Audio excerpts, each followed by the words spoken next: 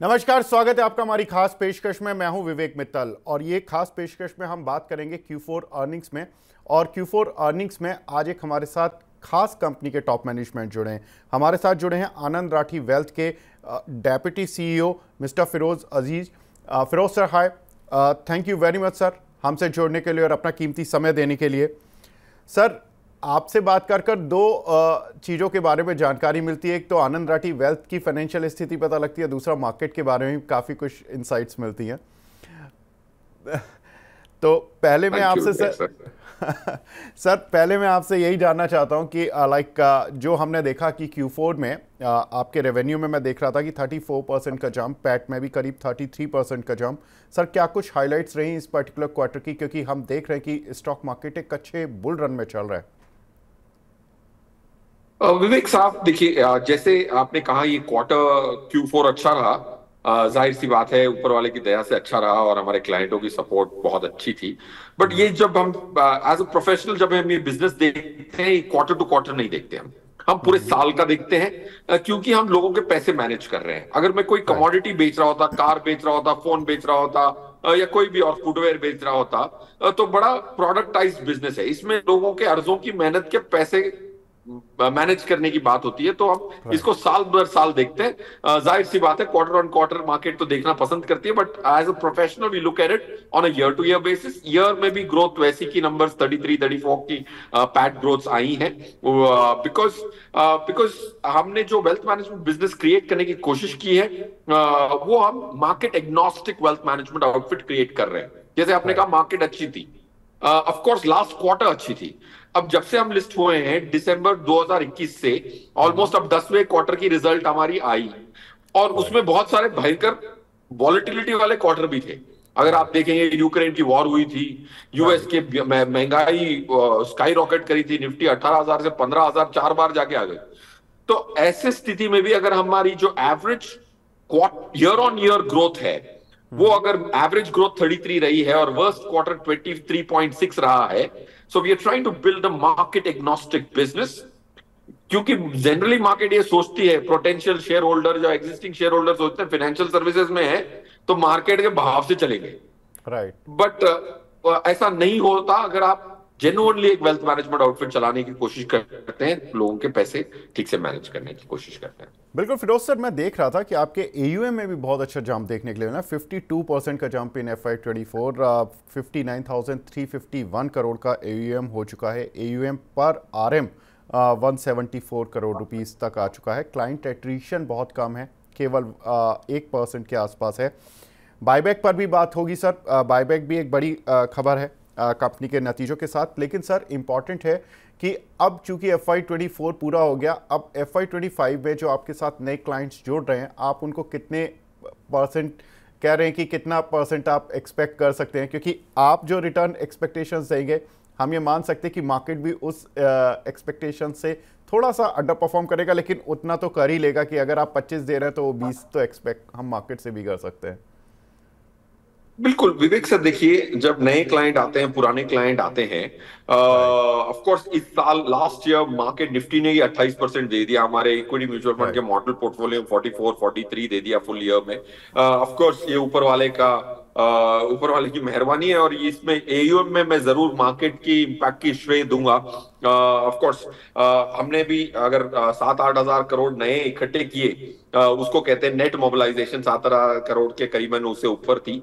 तो उसके अलावा भी काफी मार्केट इंपैक्ट मिली जो प्रीवियस ईयर नहीं मिली थी। देखिए, प्रीवियस ईयर निफ्टी गई थी 2%, तो तब मार्केट की इंपैक्ट नहीं मिली थी। तो हमने लास्ट ईयर 39,000 की बात की थी करोड़ की और 38 पे एंड किया था। AUM में हम टारगेट मीट नहीं कर पाए थे क्योंकि मार्केट ने थोड़ा भी साथ नहीं दिया था last year, last to last year. ना लास्ट ईयर FY24 की बात करूं, मार्केट ने उसको रिवर्स किया। रहा सवाल आज की FY25 की एक्सपेक्टेशन, मेरे हिसाब से मार्केट रोबस्ट है। बट हम जो पैसा क्लाइंटों का लेते हैं वो वही लेते हैं जो लॉन्ग टर्म पैसा होता है। अगर कोई कॉर्पोरेट कहता है कि मेरे पास 6 महीने के पैसे हैं, 2 साल के पैसे हैं, हम वो पैसा हाथ भी नहीं लगाना चाहते, क्योंकि ये जो 60,000 करोड़ करीबन इकट्ठा किया, उसमें हम क्लियर हैं कि long term private wealth manage करना चाहते हैं। उल्टा तो हम कॉर्पोरेटों को कभी कभार कोई क्लाइंट के कॉर्पोरेट होते हैं जो पैसे डाल देते हैं लिक्विड फंड, उनसे हम विनती करते हैं कि निकाल लीजिए, क्योंकि हमें डिस्ट्रैक्ट करता है। सो एक साल की एक्सपेक्टेशंस जनरली क्रिएट नहीं करते, 3 साल की एक्सपेक्टेशंस क्रिएट करते हैं। अगर मैं स्पेसिफिकली बोलूं, इस साल हमारा मानना है कि निफ्टी पे जो इस साल 12 से 15% आज इस स्थिति से भी इजाफे की उम्मीद है, क्योंकि अर्निंग्स ग्रोथ जो है ना, जो कमी लोग देखते हैं निफ्टी पे, सबकी टिप्पणी होती है निफ्टी की अर्निंग कितनी, वो पता नहीं होता। 965 की लास्ट ईयर की अर्निंग ऑलमोस्ट है, इस साल 1100 के ऊपर की अर्निंग्स की एस्टिमेट है। So I think Nifty should mirror the earnings estimate.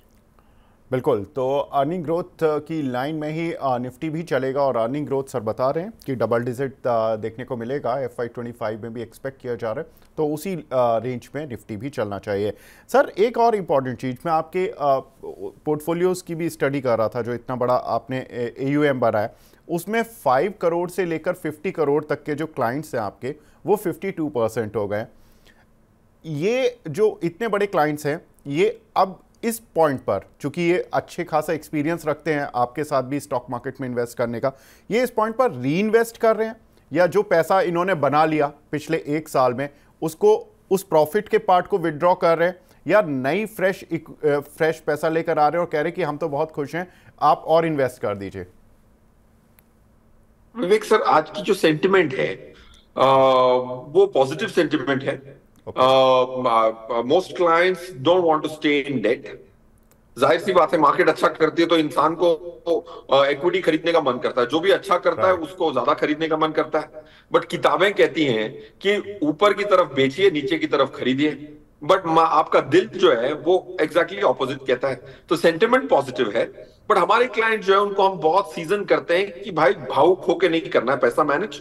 तो हम, अगर समझो, हम 2 प्रोडक्ट पे ज्यादा फोकस करते हैं, equity mutual fund and structure product. Equity mutual fund में काफी ज्यादा इजाफा हो गया लास्ट ईयर, तो हम उसको रीबैलेंस करके वापस स्ट्रक्चर प्रोडक्ट, जो एक लो रिस्क इंस्ट्रूमेंट है रिलेटिवली, उसमें रीबैलेंस कर रहे हैं। So to answer your pointed question, investor का मन तो हमेशा highest performing last year asset पे खरीदने की मन करता है।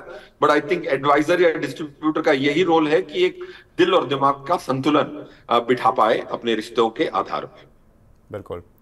सर मैं आपसे तब से बात कर रहा हूँ, भले ही दूसरे प्लेटफॉर्म पर था मैं, जब आपका स्टॉक 1000 या 1100 के आसपास चलता था। I am talking about I think in FY23 और FY20, starting of the FY24 I believe.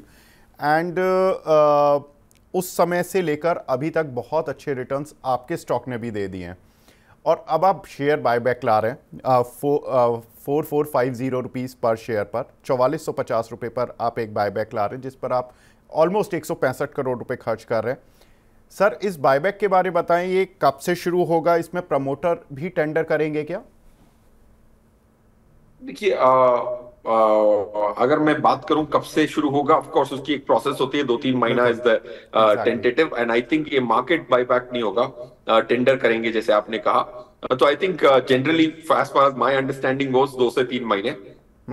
Second part, promoter is at his will to offer, उस पर मैं कमेंट आज नहीं करूंगा।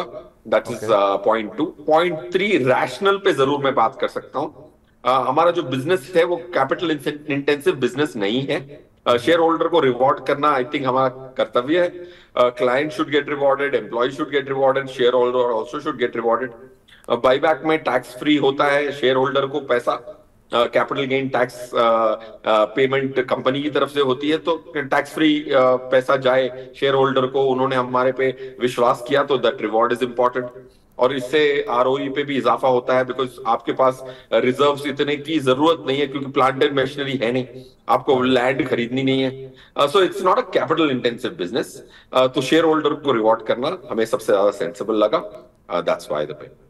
बिल्कुल सर, FY25 में कौन सी एसेट क्लास आपको सबसे अच्छी लग रही है? क्योंकि हमने देखा ये FY24 तो सभी एसेट क्लास के लिए लगभग, beat real estate, beat gold, precious metal, other precious metal, I mean, और अगर हम डेट की बात करें तो डेट में ज़रूर आप कह सकते हैं कि कुछ हद तक एक रेंज रही। अब क्या लगता है सर, FY25 में कौन सी एसेट क्लास सबसे अच्छा परफॉर्म कर सकती है? इस पर आनंद राठी वेल्थ मैनेजमेंट का जो एक्सपीरियंस है और जो आप अपने क्लाइंट्स को बोल रहे हैं इस समय। देखिए FY25 में भी मुझे लगता है कि इक्विटी परफॉर्म करेगी। ओके। अगर आपको डबल डिजिट रिटर्न्स चाहिए तो आई थिंक इक्विटी दे पाएगी। ओके। गोल्ड थोड़ा ज्यादा रनअप हो चुका है, बिकॉज इस बार की जो इंडिया की जो रनअप है गोल्ड की, वो डॉलर एप्रिसिएशन की वजह से नहीं आई। गोल्ड डॉलर टर्म्स में काफी अप्रिशिएट हुआ है, जो कि नहीं होता था पहले। और इस बार की जो आपकी जो गोल्ड की लेवल्स हैं वो डॉलर डेप्रिसिएशन की वजह से नहीं है, गोल्ड काफी चल चुका है इसीलिए। सो मेरी गोल्ड पे इतनी अच्छी उम्मीद इस FY25 के लिए नहीं है। रिलेटिवली बोल रहा हूँ, ऑफकोर्स गोल्ड परफॉर्म कर सकता है। इक्विटी में ब्रॉडर मार्केट इक्विटी अभी भी परफॉर्म करेगी, क्योंकि एक साइकिल स्टार्ट हो गया है। जो इंडिया का पैसा आना था, जैसे इंडिया में 800 लाख करोड़ की हाउस होल्ड सेविंग्स है, 800 लाख करोड़ की। बिल्कुल। उसमें से इन हाउस होल्ड इंडिविजुअल्स का इक्विटी में 25 लाख करोड़ म्यूचुअल फंड्स में है और 25 लाख करोड़ डायरेक्ट इक्विटी में। तो 800 लाख करोड़ में 50 lakh crore Indian house hold का इक्विटी में। ओके। अब ये ज्यादा तो नहीं हुआ, बिल्कुल। 800 में से 50 लाख करोड़ होता है 7-8%, थोड़ा राइट। उससे ज्यादा या उसके करीबन 6-7%। तो अभी जो इक्विटी की जो इन्वेस्टिंग की ट्रेंड चली हुई है, और आपके 7% इक्विटी में है, और पास्ट परफॉर्मेंस के आधार पर लोग इन्वेस्ट करते हैं, परफॉर्मेंस भी आ गया, एसेट्स भी कम डली हुई हैं, तो you got a domestic liquidity cycle. Okay. अगर इलेक्शन एक करंट गवर्नमेंट के फेवर में जाता है, जो की संभावना लगती है लोगों के हिसाब से, तो एफआईआई को स्टेटस को बड़ा पसंद आता है, उनको कोई बदलाव पसंद नहीं आता। अगर स्टेटस को रिटेन होता है तो आई थिंक ग्लोबल में जो पैसा वेट कर रहा है वो भी काफी ज्यादा है। So you will find liquidity driven री rating in equity, in okay. My opinion.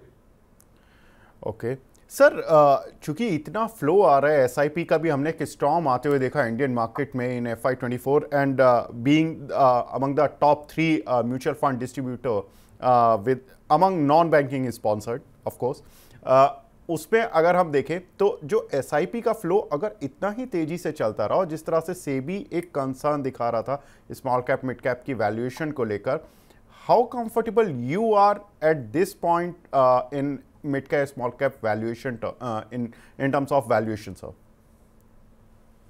Vivek sir देखिए, अगर मैं देखूं स्मॉल कैप में एक अम्ब्रेला जजमेंट पास करना मेरे लिए बड़ा मुश्किल है, क्योंकि अगर 250 स्टॉक है इंडियन स्मॉल कैप में, उसमें एक स्टॉक 10 PE का भी है, 300 का भी है। राइट। तो पहले सब रिलेटिवली सस्ते थे, अब I think selective complete under valuation भी है एंड सेलेक्टिव एस्ट्रोनॉमिकल वैल्यूएशंस भी हैं। ओके। सेकंड, इंडिया के जो 20,000 करोड़ की एसआईपी में से 3 से 4,000 करोड़ जा रहा है स्मॉल कैप में, राइट। अब मुझे 20% की एसआईपी स्मॉल कैप में जाए, ये मुझे वाजबी लगता है, वाजबी, इट्स नॉट अनरीजनेबल। अगर विवेक साहब या फिरोज अपना पैसा लगाते, 100 रुपए में से 20 रुपए तो स्मॉल कैप में लगाते। राइट। ऐसा नहीं है कि 20,000 करोड़ की एसआईपी में 18,000 करोड़ स्मॉल कैप में जा रहा है, तब मुझे लगता कि यार ये तो बड़ी गड़बड़ाई हुई चीज है।